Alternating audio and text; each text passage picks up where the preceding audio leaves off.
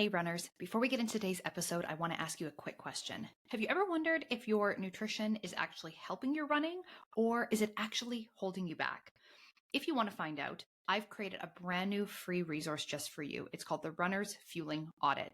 It's a super quick checklist that's going to help you spot the signs of underfueling, low energy availability, or where the gaps in your nutrition might be that are impacting your recovery and actually slowing you down. It only takes a few minutes to go through, and by the end, you're going to know whether or not your fueling is on the right track, or if you really need to start making some changes to the way you approach your eating so you can start to feel stronger on every run, reduce your injury risk, and actually get the results that you're training so hard for. You can grab your free copy right now by clicking on the link in the show notes. Again, this is called the Runner's Fueling Audit. It's a free downloadable resource, and it's going to give you so much clarity on how you can start feeling smarter and running stronger. All right, let's dive into today's episode. All right. Hello, everyone, and welcome to this episode of the Fuel, Run, Recover podcast, where we are doing things a little bit differently today. I am super excited to be sitting down with one of my former clients. Her name is Dawn Williams, and you may remember her from a previous episode of the Fuel, Run, Recover podcast that she was on talking about her very first marathon experience just earlier this year in 2025. So then a couple weeks ago, when Dawn had seen that I was going to be running New York City, she said, "Hey, Steph, I have an idea. How about I interview you for your podcast and ask you some questions and to just reflect on your New York City marathon experience?" And I thought that was a super fun idea. So I said, absolutely, let's do it. So here we are today. I am being interviewed by the lovely Dawn Williams, and I will let her take it away with, she wants to introduce herself a little bit, and then we'll dive into our New York City 2025 recap. Thanks, Stephanie. I'm so glad to be here turning the tables on you. So I'm a recreational runner, love running, follow your podcast, follow the running news, and did my first marathon. And I said it's one and done, although it's still in the back of my mind, a second one, but I'm not committed to that. But I'm a runner, a 6-day-a-week runner, and love everything about running. And I mean, New York just happened, and you watch all the social media posts and you're so excited. I watched it on TV. I taped it on TV, but then I said, I know somebody running it. I would love to hear her point of view. So today I want to talk about your experience leading up to it, during, after, everything. I mean, we want to know everything. So first of all, congratulations for doing that. Thanks Thank you for showing us that it can be done, and you did it. How are you feeling? Yeah, no, you know what? I'm feeling good today. I'm definitely absolutely I was sore afterwards. Like for sure I was really sore getting down the stairs and getting on and off the toilet for the first, I would say, 48 hours, but today I had to go put a load of laundry in, went down the stairs holding the laundry. I was like, okay. All right. This is like, normal soreness compared to what it was a couple days ago. Right. How many marathons had you run before this? Yeah, so this is technically my second marathon. Okay. But in a lot of ways, it feels like my first marathon because, for people listening that are from Manitoba or had come out to the 2022 Manitoba Marathon, that was a race that actually had got canceled once we had already started running the race. So it was an extremely hot, extremely humid day. There was like the warning flags all up of we knew this very hot, very humid weather was coming. Lots of warnings, lots of tips for extra preparation, whatever. We get there that morning, we start to run, and partway through, they pulled the plug on the race. It had gotten too hot, it was too dangerous, and they stopped. But the rollout of the communication on the fact that the race was now stopped was a little bit frazzled. So people were kind of getting different messages about whether or not we actually had to stop running. Were they closing down the water stations? Were they not? Like, what was going on? So I ended up only making it to about the halfway point before I got stopped, and they told me that, you have to stop running. The race is over. Okay. So they switched it all to a virtual marathon instead. So I ended up running the 26.2 miles on my own the next weekend with some friends. And Hmm. we had a lot of fun and it was a good time. So I Right. have completed a marathon and trained for a marathon, but this was like the first one that we did Wow. from start to finish for realsies. Right. And why did you pick New York? Well, I mean, like what? I mean, if you're going to go and run a Yeah. marathon. Yeah. Yeah. Yeah. Okay, but a couple things for me. So I'm not somebody who likes to be massively inconvenienced in life. Okay. Now I know that sounds crazy because like you get up and you run a marathon, like what's more Hmm. inconvenient? But like and we can talk about this and get in some of the logistical details. But these big world majors, especially New York, because you start on Staten Island. So Hmm. it's like, okay, you gotta get up and you gotta get on the bus, you gotta go to the start line, you're there for like 4 hours and on and on and on. I wasn't sure if that was something that I was going to enjoy, right? Or Right. am I going to get to the point where like I have been awake and on my feet for 6 hours, haven't even started running yet? Like, Yeah. is Yeah. Yeah. this really Yeah. for me? Right. I love my local races because it's like, you show up, you can park down the street, You roll out of bed. walk up, yeah, you roll out of bed, you get to sleep in your own bed.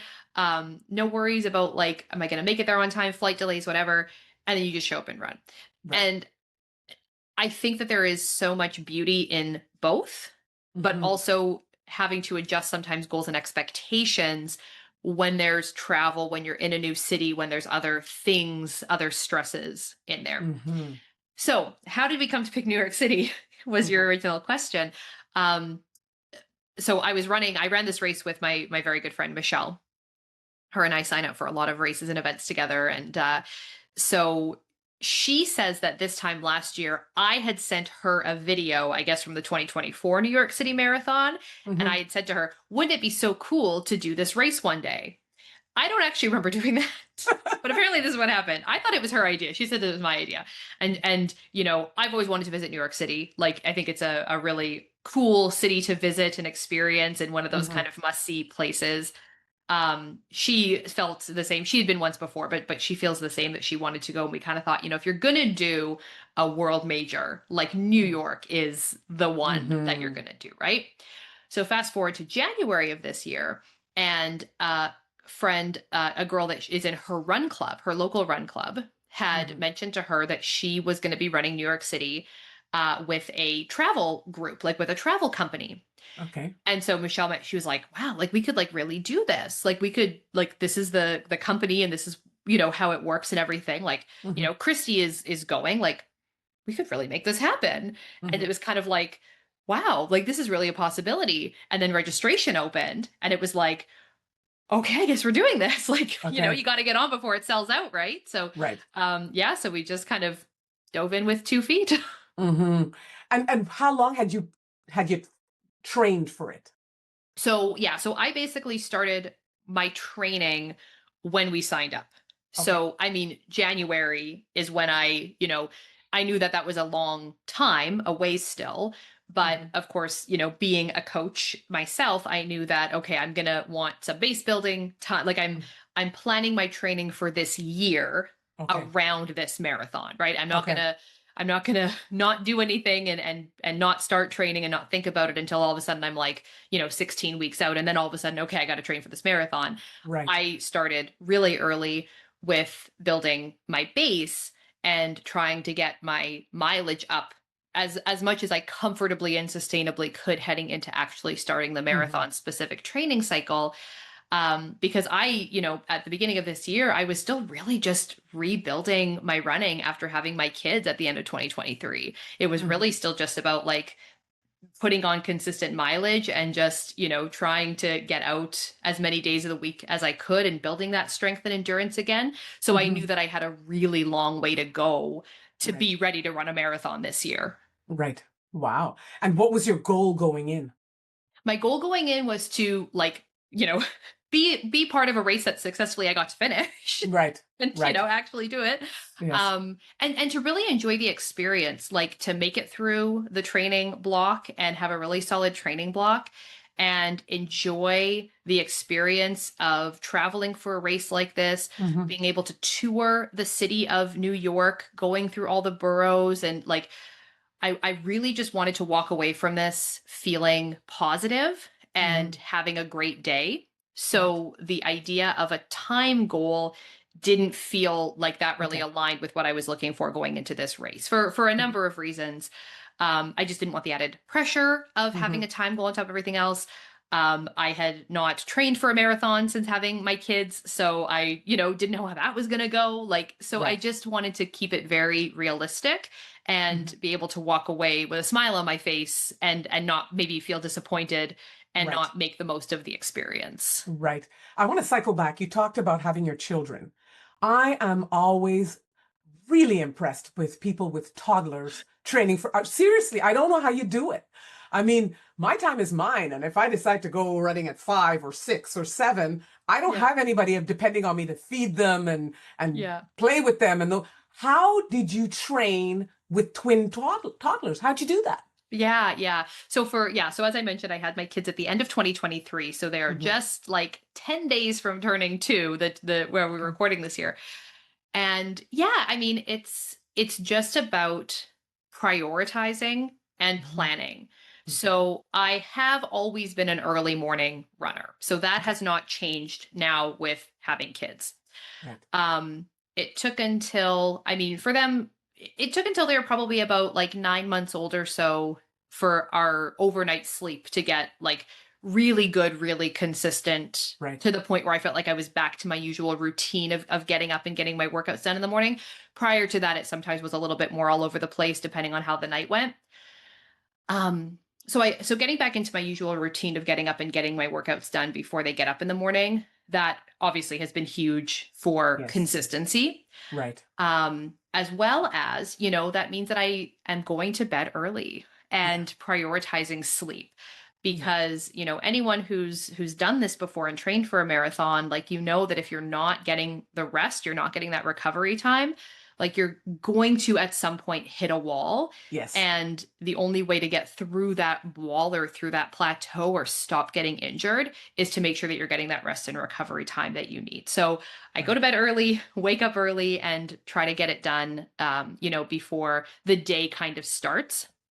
And I mean, the other thing that I'm so grateful for is that I do have a husband who is incredibly supportive Right. of my running and of my routine and of protecting that time for me to go and run. So if I'm not, on some of those longer workout days, especially I was getting into those peak mileage weeks, Hmm. my Wednesday run would be 90 minutes. So Okay. I had to, be up at 5 to be out the door at 5:30, Hmm. and I was still getting back at, 7 or 10 after 7. So he's already gotten the kids up and started getting them dressed, and Right. like he's definitely taking on a little bit of a bigger role with some of that day to day. Right. And then same thing when I'm doing my long runs on the weekends.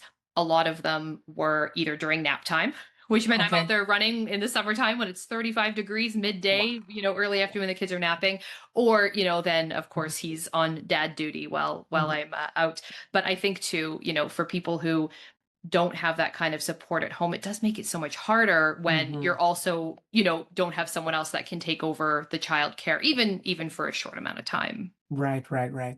And in during your training blocks, did you hit any hiccups? Did you have any hiccups? I mean, I would say so not with the training. Like the training went well. It was Mhm. hard, right? And there was certainly some weeks or some weekends, especially as the long runs got longer, that the logistics, and we do a lot of Mhm. camping in the summer. So I was doing a Mhm. lot of these long runs from the campground around, Okay. the roads Okay. around the campground that Mhm. we visit. And but yeah, no, the training part went well. The hiccups for me came with like the recovery sometimes. Okay. So recovery nutrition, because of course, Mhm. okay, I can go and I can get my run done and do that early in the morning. And that's, me time. And it's just, I'm out there by Mhm. myself and everything. I get home and you dive in. Now, yes, you've got these little twin toddlers who Yeah. need things that are distracting and all over the place. So, I'm trying to make a protein shake and all of a sudden it's been an hour and a half. I'm like, I don't even know where that protein shake is. Did I drink it? Did I leave that cup somewhere? Like, I have no idea. So just like Mhm. fueling myself and Right. recovering, and we're all kind of maybe playing and hanging out in the living room, like, oh crap, Kim, and I like bust out the foam roller and do a little foam rolling while they see you pull out the foam roller. Well, they want to play with the foam Yeah, yeah, roller. yeah, yeah, yeah. So you do your best, or you want to do some stretching, and everyone's just hanging out in the living room. So you go Mhm. and you're like start to stretch a little bit. And then 3 seconds later, one of them wants to go down the hallway and do some. Okay, so now we're going down the hallway. Right. That was Right. the part that trying to fit in some of those extra things that you just have to do what you can when you can. Okay, of course. Good. Do you ever run with them? Not as much as I thought I was going to going into having them. Okay. Like I really thought that I was going to be like the stroller running mom, Hmm. but because I like to get up and get my workout done early, Yeah. that just been fewer opportunities. We've obviously done lots of like stroller walking and Right. gone out and taken them like that. Especially when they were a lot smaller, that was like a huge part of our routine. But I didn't do as much stroller running as I Hmm. thought that I was gonna going into having kids. And it's very romantic when you see it, but then when you try it, it is very hard because they Yeah. weigh a lot, and Well, you and too. especially now, yeah. I mean, they're each like 30 pounds. So I think the double stroller, it's a great, we have a fabulous double jogging stroller. That is really nice and maneuverable and it's great. But I mean, it's not light. And then each of No. those kids, like they're like 30 pounds each these days. So it is a Yeah. lot of weight. And, you know, sometimes a little bit distracted. Like if you're going out for like just a 30-minute kind of casual Yes. easy, then sure, absolutely put them in the Right. stroller and go get it done. But if you need to go for a longer, like they're only going to sit in the stroller for so long, Exactly. and be Yes. happy in the stroller for so long. So to not have to like stop and start and give them their snacks, I don't know. Yeah. Yeah. Yeah. Yeah. I I understand. I just really like to have the focused kind of dedicated me time of my workouts, and that's just why the early mornings have worked for me. Because I Okay. mean, I could certainly get a lot of stuff done with them around during the day when I'm not working. But I just, yeah, I don't know. Yeah. I just haven't really gotten into that. No, no, I understand. Okay, so take us to New York. How far in advance of the race did you get there? Yeah, so we got there on the Friday. Hmm. So the thing with New York is, of course, there's no day of bib pickup like there isn't for most big races. Like you can't just Right. show up and get your bib that morning, but you actually schedule a time slot to go to the expo and get your stuff. Okay. So because I mean, this year there was like 59,000 runners that Right. did this race. So I guess they Hmm. don't want to have everybody heading down to the expo at the same Right. time. Hmm. So to prevent really big lines and stuff like that at the expo to get bibs, you book a time slot. Okay. So we flew down on the Friday because we didn't want to push it to the Saturday. That felt like cutting it a bit too close. Right. And I was so grateful that we had a day just in New York to kind of, get our bearings and all that before we had to race the next morning. Right. And I'm glad that we were going in a day early because there was a lot of flight delays and a lot of issues with I getting saw into New that. York this Yeah. year. Yeah, the other runner that is in my friend's run club, they ended up being delayed like 36 hours getting Yee. in. So they were starting to get worried that they weren't even going to have a chance to get to the expo before it closed on the Saturday. Mm. They did make it in time, it was fine and Hmm. all of that, but then it's like Hmm. what do you do? Yeah. Stress. You don't need the Yeah, stress. You don't need that extra stress. exactly. You don't need the Yes. stress. So Mhm. even then, we were only delayed by a couple of hours getting in. And after hearing other stories, we were certainly grateful that it was only a couple of hours. So we had Right. just enough time to get down and get our bibs before the expo closed on the Friday. Hmm. And yeah, then we had a beautiful Saturday to just kind of see some sights and Okay. not stay off our feet like you're supposed to. You're supposed to, right? It's so hard. It's Yeah. so hard. Like, Such a what are you wonderful gonna city. do? Well, Yeah. it is, and like, what are you gonna do? Take a taxi everywhere you're going? Like, No, come no. on, right? So, Yeah, like, yeah, you're right, gonna walk, and right. I think we ended up getting like 20,000 steps the day before. Eee. It's too much. I know it was too much, but like, that was even like not trying, but it was like a trip down to the expo. Mhm. I had a client who was running, so we went and met her down at the expo to grab a coffee. So even that back and forth, and then just Mhm. like going to get food and like. Mhm. Yeah, yeah. Because it's such a walkable city in New York, so Yeah, and you yeah, can't exactly. help yourself. So Yeah. tell me, what was your meal the night before the race? What'd you eat? Oh, yeah. Had a chicken souvlaki pita. Did you plan that? No, I did not plan that. This is a whole story. Okay. Okay. So, one of the big things about the world majors and especially New York is that like New York, you start running on Staten Island. Right. So, everyone has to get to Staten Island Hmm. the morning of the race. Right. And so there's two ways that you can get to Staten Island basically. You can take the bus or you can take the ferry.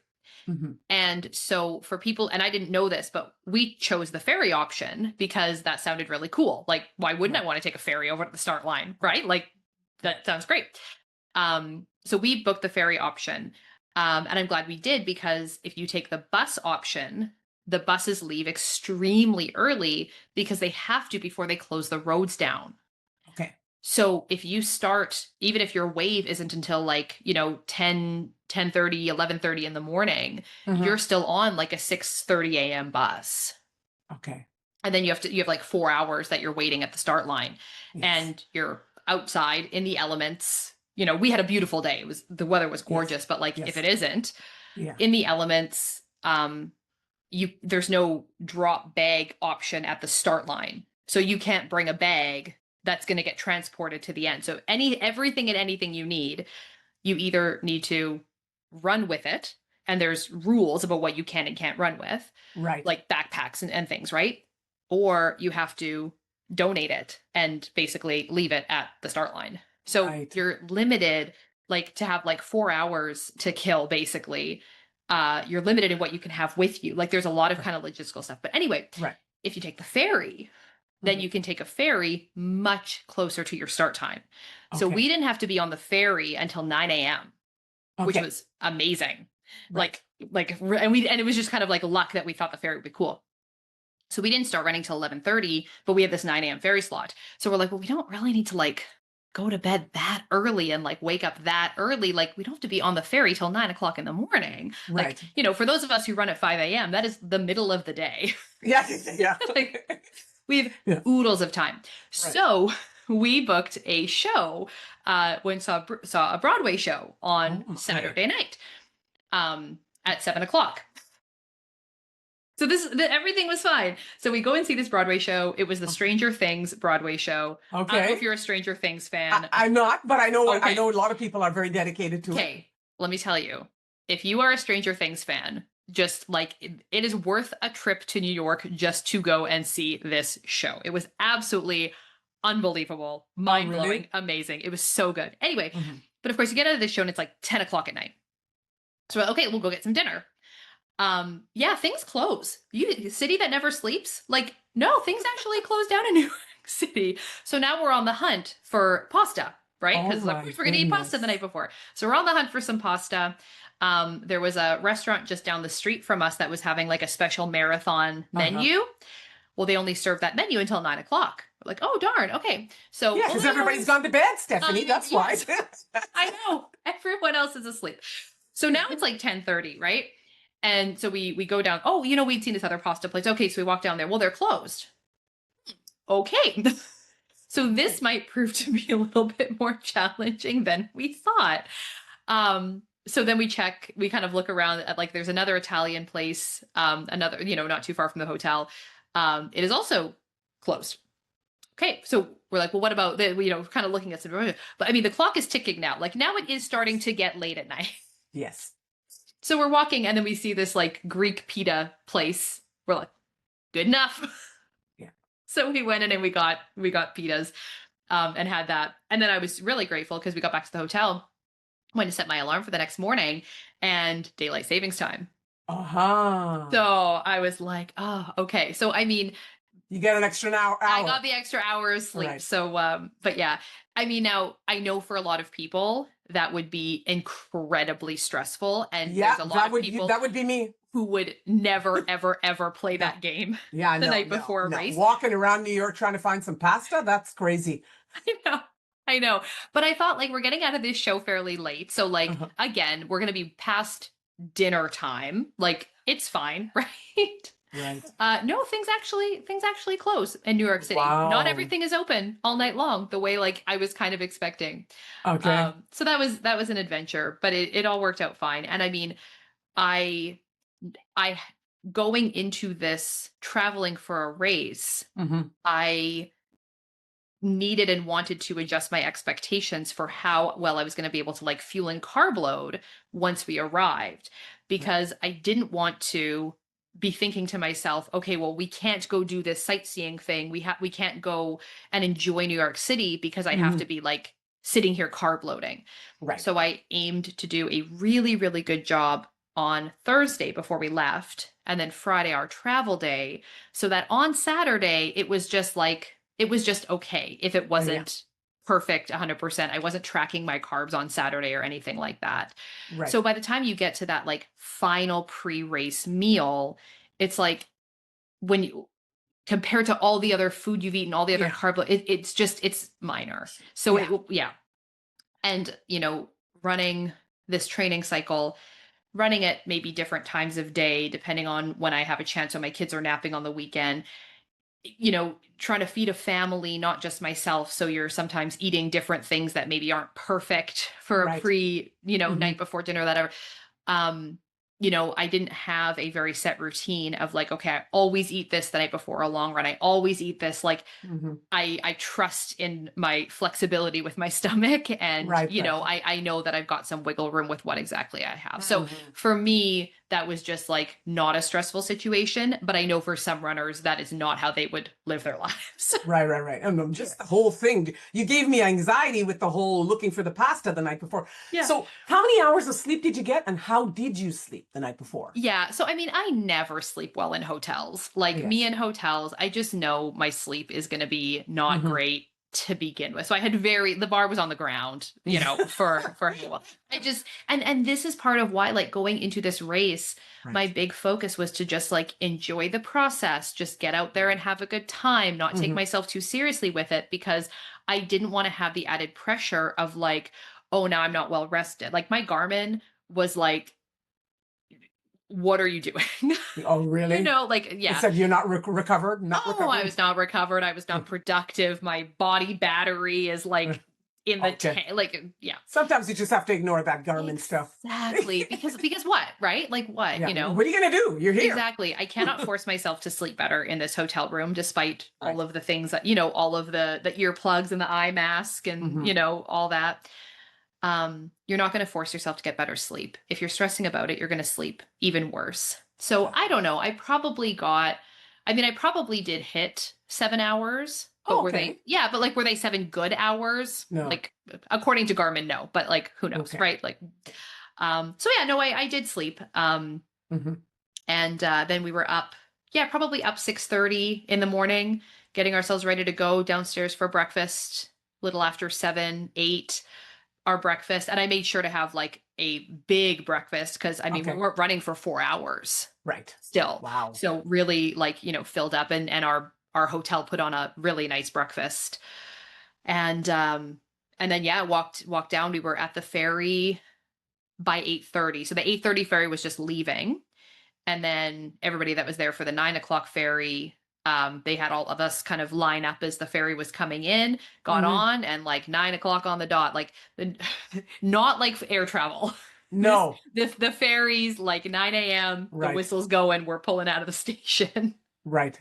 Right. Wow. So, okay, so you get there, you have a couple of hours before the race Not starts? even, no. Not Like even. not even by the time it's all said and done. So like get on the Hmm. ferry at 9 o'clock. The Hmm. ferry ride takes about half an hour. Okay. Which is great. Like got to see the Statue of Liberty, got to see like, the Jersey kind of Hmm. shoreline, some stuff over Right. there. So nice little Right. sightseeing, Right. 9:30. And then so you get off and you walk just up around the corner, and then there's buses, and the buses actually take you to the start line. Okay. So yeah, so you get on the buses, Hmm. and then we ended up sitting on the buses for a little while. I don't probably just need to like, it's all coordinated kind of thing. Um and so by the time we actually got to the start line, I'm going to say it was probably like maybe 10:15. Okay. So it got to the Oh, start village. right. And so so the way it works for New York is you have your bib. Your bib has a color as Okay. well as then your start corral and wave. Okay. So you're either blue, orange, or pink. Okay. We were blue. And so each color has their own start village. So there's Oh, bathrooms, there's food. They had bagels, coffee, water, um, and a little like pet therapy, like dog therapy area, yes, things I like that. saw So that. for each color. Okay. And this is a huge area. Like you spread out. I mean, there's got to be 20,000 people per wave, I guess you figure. So like Right. massive areas. And then from there you walk down to get into your actual start corrals. And then in the corrals, there's A, B, C, D, and E, I think, for each. I don't know if there's F. Anyway, for Okay. each color. Okay. So like, Wow.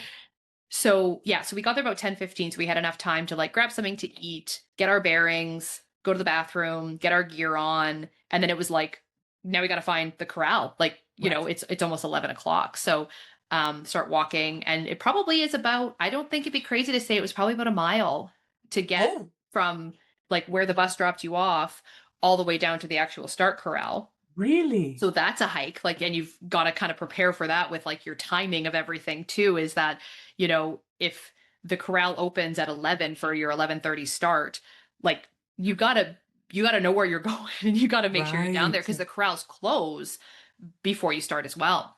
Right. Um, and then from there, I think it's almost another like maybe half a mile or mile of walking till you actually get to like where the start line is. So once the cannon goes off, Mm-hmm. you all are just walking another like mile until you actually get to the Verrazano Bridge, which is the official start. Right. So Th- it is a very long process, lots of walking, lots of moving around before you even like start Yeah. running. So at what point, so do you hear the New York, New York song starting on the bridge or I mean, not from where we were, no? not from Okay. all the way back there. I think if you had gotten into the corral, and probably some people would want to be at the very front of the corral, so they might be waiting like Hmm. right there when the corral opens. They're the first ones going in. Like there Okay. probably were people that wanted to be right there at the front, and Right. they probably would have. All we got was the cannon. It's very Okay. loud. Right, right, right, right, Just right. the big boom for each wave starting. So, okay, so the race starts. Were you nervous? No, because like I mean, there was never any doubt in my mind that I wasn't going to like finish, Okay, right? good. Like I knew that like I mean, short of like falling and breaking an ankle or something, like Hmm. obviously anything crazy can happen, Right, like right. these sort of incidentals, but I mean there was never a doubt in my mind that I wasn't going to make it across the finish line, Right. right? Like Okay. whatever that looked like. Hmm. Um, and so the I again just being there to have a good time and just to enjoy the experience and be part of it. Like I Hmm. just was just ready to get going, just ready to have a good time. Ready, let's go. Yeah. So, okay. But Mhm. um the last couple of years of racing for me, like racing and running while I was pregnant, and then the couple races I've done since and stuff like that, I definitely have far less race day anxiety than I did prior Okay. because I think I have more experience now with racing for fun Okay. and going into races with no expectations. And it's Hmm. just really taken down my jitters. Like Hmm. it is just totally different now than I found like before having Okay. kids. Okay. Just I had so many races in there that it was like, well, I'm how many weeks or months pregnant doing this race? Like it just is what it is. If I walk, I walk. If I run, I Okay. run. Like I don't Yeah, know. yeah. There was something about it that was just very freeing. And I've Right. fortunately kind of carried that with me since now that I Oh, have had some that's good. races that I've, had specific goal times and stuff for since then. But Mhm. this just again wasn't one of them. Wow, that's a great attitude to have, actually. That's calming. Yeah, and I think you can have it. I think people can develop it again just with like race experience and just taking down that pressure on themselves, like really truly going into a race with no expectations. That's hard to do, though. Oh, super hard. Super hard. Yeah. So what was your favorite borough going through? Oh, do you even remember the boroughs? I mean, Well, or were you okay. were you locked in? Yeah, so this is my one thing that I wish that they would do on the race course is I want them to have like a big banner across the road every time Mhm. you enter a new borough, say like Yeah. this is where you are, this this neighborhood, this is what's Hmm. happening. Some people did, like some people I remember specifically when you get into Queens, there Right. was people with signs that said welcome to Queens, and I was like, okay, now we're in Queens, this Okay. is great. And some of the bridges, of course, you happen to see like, oh, all bridges have a road sign there, so you would Yeah. see, okay, now we're crossing, whatever bridge. Right. I thought I had a pretty good handle on what the race course, like the where we went and the turns and the bridges and all kinds of stuff, like just from reviewing the course map and going to Right. some info session stuff beforehand. But I found Hmm. once I was actually out there and in it, I didn't have quite the level of knowledge that I thought I did. So Right. for a lot of the race, I'm like, I don't know I have no Where idea you are. where we are. Yeah. And you like you go into Manhattan and then you go out of Manhattan into the Out and then come back. Bronx and then come back in, go through Harlem, and then finally you get into um The park. Central Park Hmm. at the end. So you're kind of zigzagging through Hmm. different areas anyway. So yeah, Right. it was hard to know exactly where you were at any point in time. But the parts that stand out for me a lot, and I think that this was either in Queens or in Manhattan, Hmm. where like when you first get over the Verrazano Bridge and you're in Brooklyn, Hmm. you're running down a fairly big main road, and you have a bit more space, and the crowds are up on the sidewalks, and you're Okay. on like there's got to be a 4-lane highway that you're running Right. down. So it's very big, very spaced out. Lots of people. Like Hmm. the crowds are just amazing. Like Hmm. everything that people say about the crowds in New York are Hmm. 100% legit. Right. Um, and then as you get through other parts of the course, there's no more barriers on the sides. So some places there's barriers up. So the crowd is like, that's where they are. Controlled. Yeah, more controlled. Other places the barriers are not there. And so like there's like the crowd is just sort of like pushing right in. So there's a really big Oh, bottleneck in terms of like how congested the actual race course is. But right. everybody's like right here. Right. Which and Okay. like the energy is just insane. And Really. so one of the other reasons that, I didn't want to go into New York with having a really specific like pacing plan or race goal or anything like that too, was because I know how busy the course can be. And of course, how Hmm. like hilly and challenging the course is as well. And I'm glad for it because like, even as it was, my tangents were a mess. Like I Oh wouldn't yeah, even want yeah, to yeah. look at, kind Yeah, of yeah, going yeah. around people and you've Hmm. got people who see their family members like stopping and taking pictures or like going Right. around and then Hmm. all that kind of stuff. So it is hard. I guess if you were maybe trying to be at the very front of your wave, maybe you would have a bit of an easier time. But where we Right. were, like it was just nonstop people. It was just, No, pandemonia. so crowded. And even in some of the pictures that I've seen since, like you can see like just how busy Right. the course is and how full. So yeah, so then once you've kind of turned the 21-mile mark, now you're heading south Uh-huh. down. You're back in Manhattan, but you're coming through Harlem, getting towards the park. There was just like so many people out with like speakers and playing music, whether it's live music or that kind of thing. And of course, getting past the 21-mile mark, like feels so good because Yeah.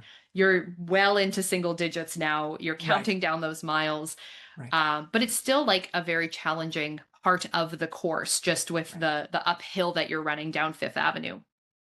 And it was so nice there because you're running and you need a little bit of that emotional support from the crowd, and you would just make eye Right. contact with somebody and they would look at you and they would just start cheering, and it Yeah. just felt like so personal. Like Right. those are the parts of the course where I definitely found myself getting emotional. Like all of these people are out here like for us. Yeah, yeah, yeah, yeah. Like Yeah. yes, I know them see like the elite runners and everything, but like they're still here For you. hours and hours and hours later to like cheer for all of us, Yeah. and like it just would take looking at the crowd and like kind of and someone making eye contact with you, that Right. like that was like the boost that you needed to get you through. Right, right, right. Brooklyn is legendary as an area that Yeah. runners all say Brooklyn's the party. Did you Yeah. experience that?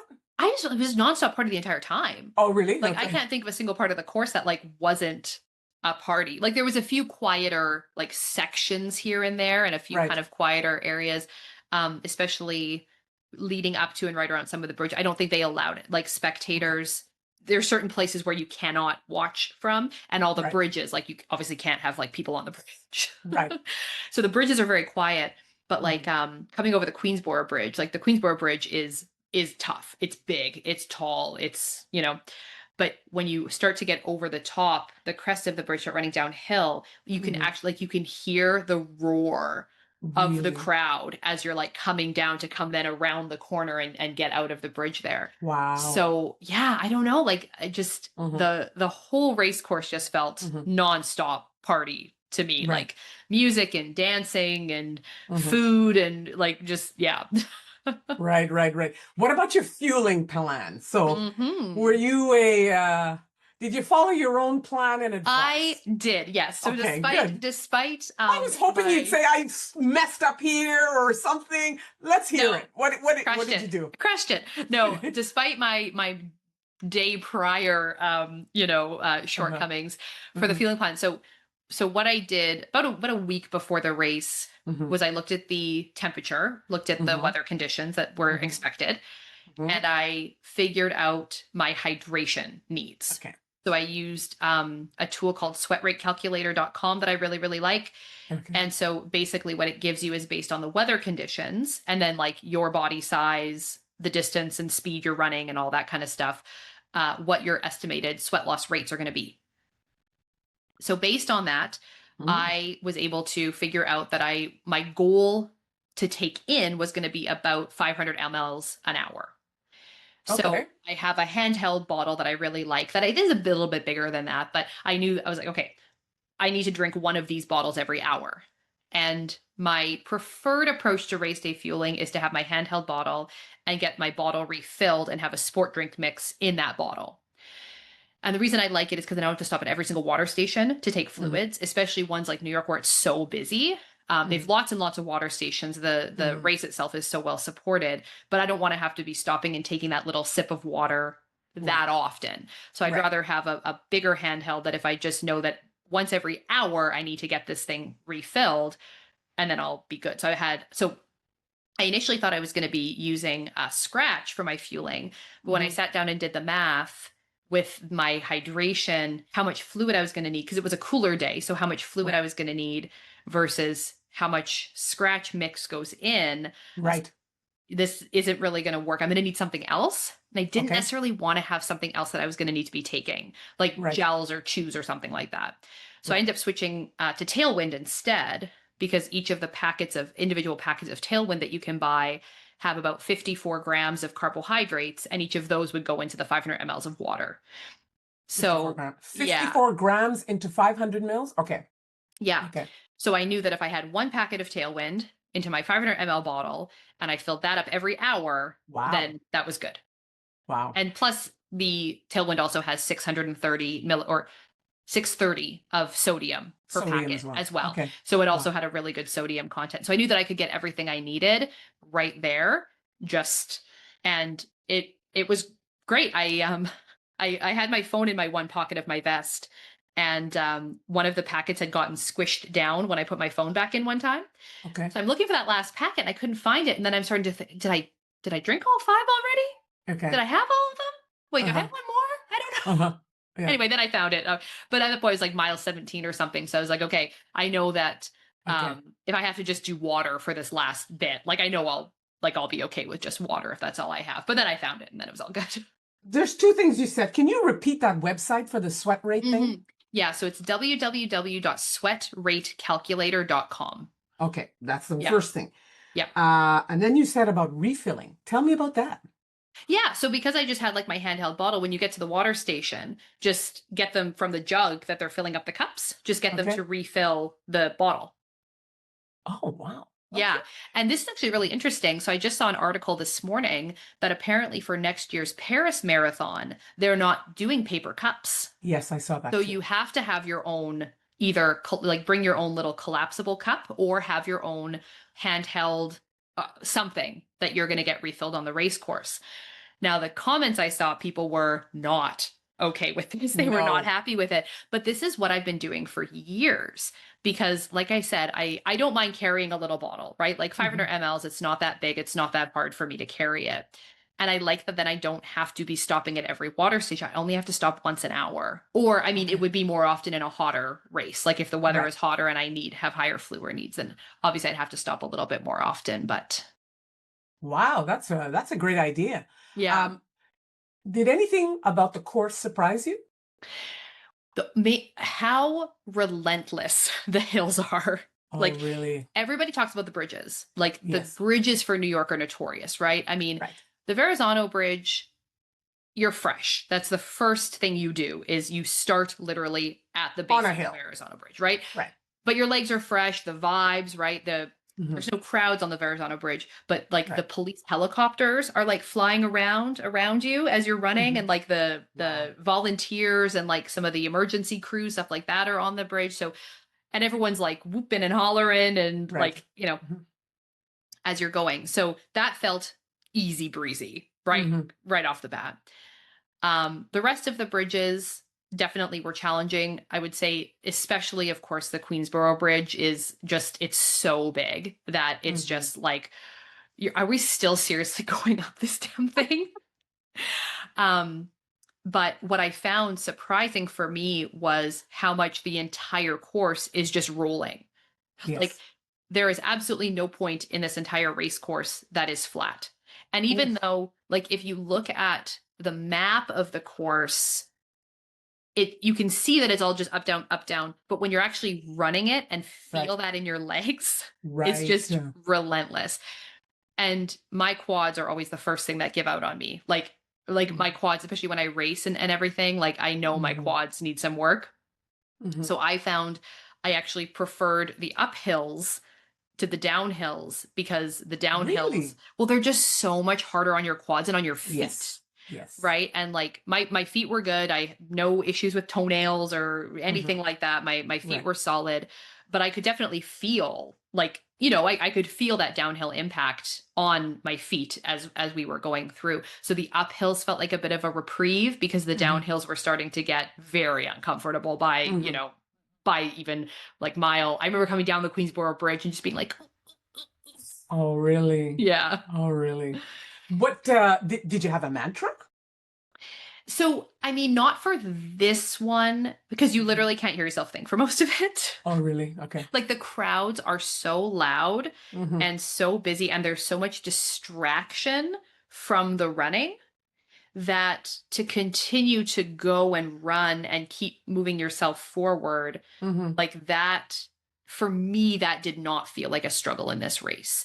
Okay. Whereas in other races where I think there's less going on externally, there's less like stimulation and things happening outside, and you are a little bit more in your thoughts and in your own head, I think that's where you really do need to rely on those positive mantras. Okay. Now, if it were a different situation and I did have a very specific like pacing plan, pacing goal, time Right. goal, might be a little bit of a different story, especially for Right. some of those quieter sections, like, on the bridges and in some of those slightly quieter neighborhoods. But for the most part, with this one, it was just like, that always you're always less than a mile from the next big wave of Right. crowds and incitement and everything, so that like really carries you through on this race course. Mm-hmm. So sounds like everything went really well. Is there anything that you would have changed? Yeah, so the friend that I was running with, Hmm. unfortunately, her stomach did not fare as well as mine did during the Okay. race. So she took a little bit of a turn in terms of her stomach. So we did have to, kind of scale back a little bit and just, kind of try to help her along a bit with getting through. So the Hmm. even the non-pacing plan that we had, that wasn't really a pacing plan, did kind of fall off once we got past about mile 17 and she was starting to have a hard time. So, but no, like I mean, either way, we were both really happy to, Hmm. finish it strong, get to the end.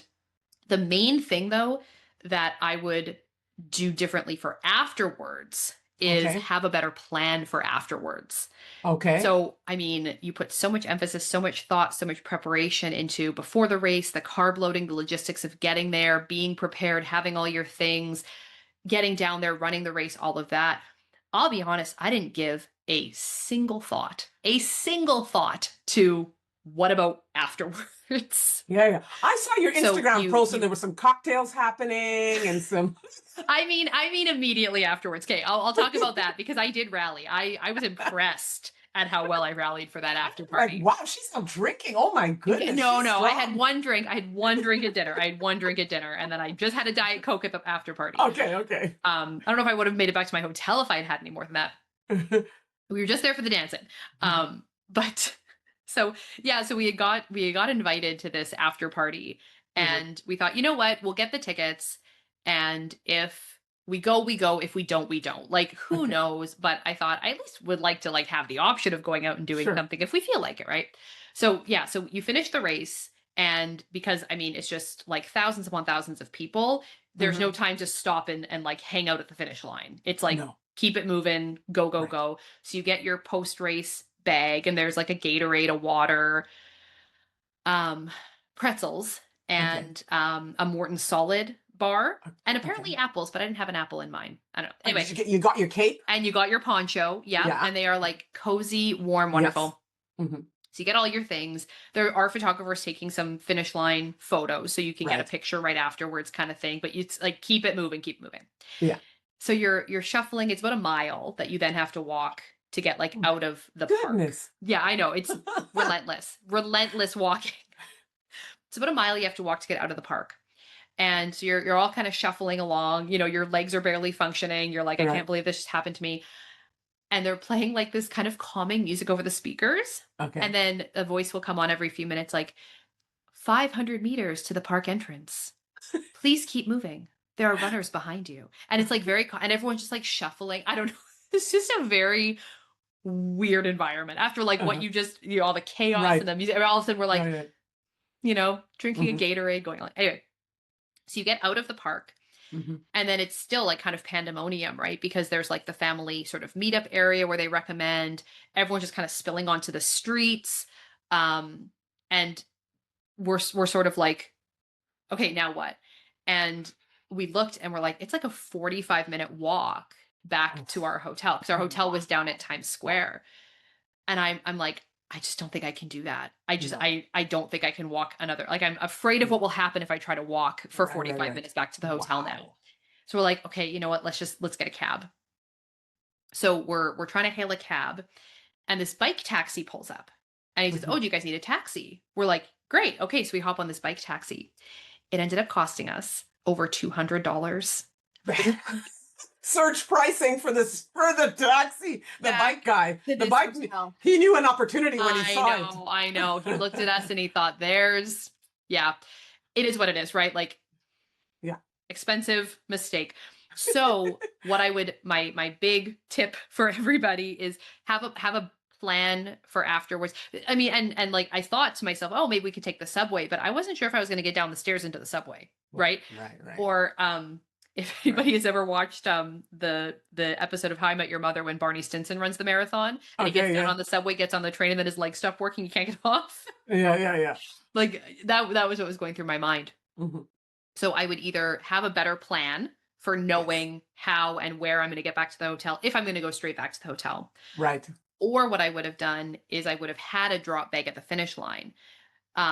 Because you have the option of getting a bag that you can fill, but you bring it to the finish line the day before. So you bring it Okay. to Central Park the day before the race and put it there.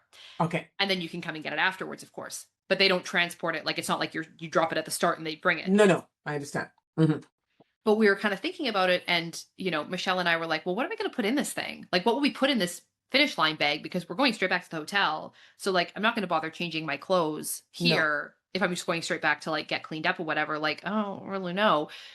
So the next time I would either have a better plan for getting straight back to the hotel, or I would have more in that drop bag, have a drop Okay. bag, so I could realistically like get changed, get cleaned up, and then collect myself a bit more before Right. making my way. Because by the time we, got back, had some food to eat and drink, went out, had some dinner, and then we were like, we're at the hotel and we're talking about what we're going to do. I said, Michelle, I don't think I can go to this after party. Like, Hmm. I am so exhausted. Like, I don't think I can do it. Right. Sitting at dinner, we're sipping on a glass of wine. Hmm. Just let's pop our heads in. Just Hmm. really quick, pop our heads in. Right. They were doing free metal engraving. Okay. We're gonna go. We're just gonna. Mm. And then it was like we walked in, and all of a sudden it was like I got my second wind, and Right. next thing you know, we're shutting it down. How much fun is Yeah, that? I mean, it didn't go late. I mean, I guess most people have to go to work the next day, so it didn't go late or Mhm. anything. But Right.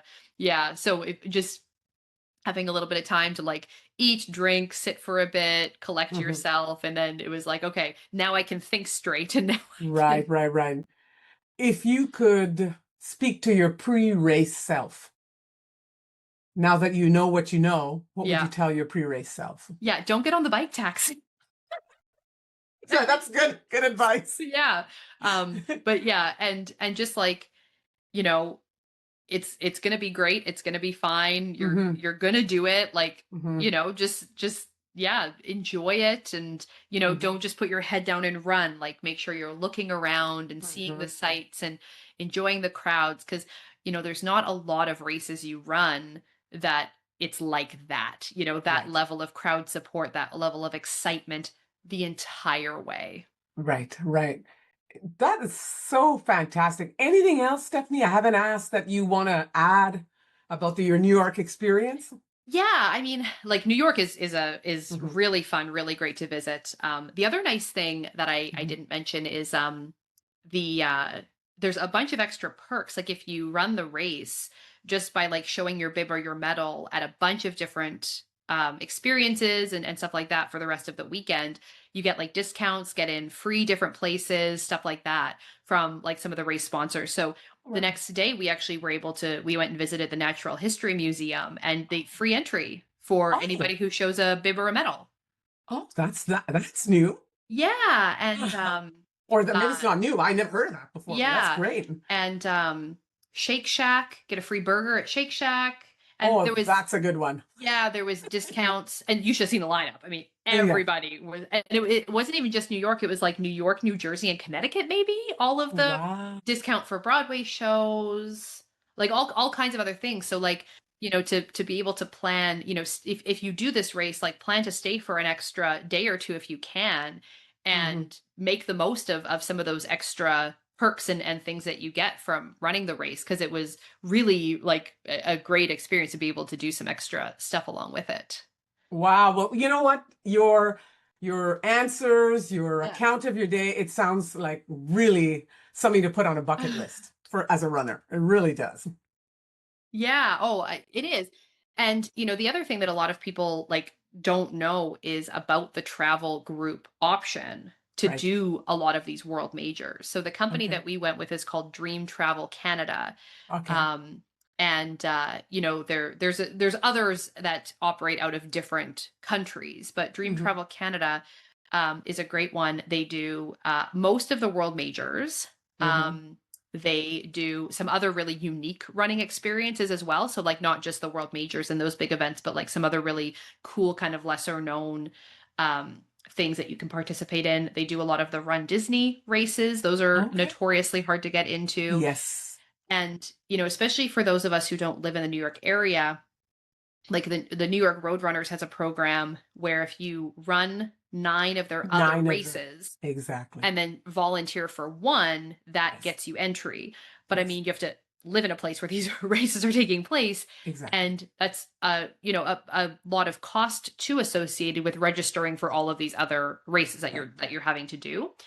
Um, and or you join as a charity runner, which is obviously great. You're supporting a great cause. But sometimes the amount of money that you have to raise, like, may or may not be feasible for some people. Right. So to be able to go with a travel group and do it with a travel company, your hotel cost is included in that. Our hotel also had breakfast included with it for the duration of Hmm. our trip, which was great. I don't know, like, it's just another really nice option that I think a lot of people aren't familiar with and don't know about for some of these events. So it's definitely worth checking out if you've got some races that are on your bucket list, but you just like have no idea how to even How to do it. start, Right. especially if you're not somebody who's going to run like a really fast qualifying time to be able to get in for some of the races that do have qualifying standards, Yeah. then this is something that's definitely worth checking out. I actually had their founder on the podcast earlier this year as well, so Okay. anybody who's listening to this can go back and check out that episode and hear more about that. Right. Well, thank you so much, Stephanie, for telling us about your day. Hopefully, your going downstairs gets better for the rest of the Yeah. week and continue inspiring us. This is wonderful. Oh, thank you, Donna. Thank you so much for this wonderful idea. It was so much fun to do this recap this way versus, I'm me never just tired of, yeah, I'm never tired of someone telling me about their running. So yeah, bring it yeah. on.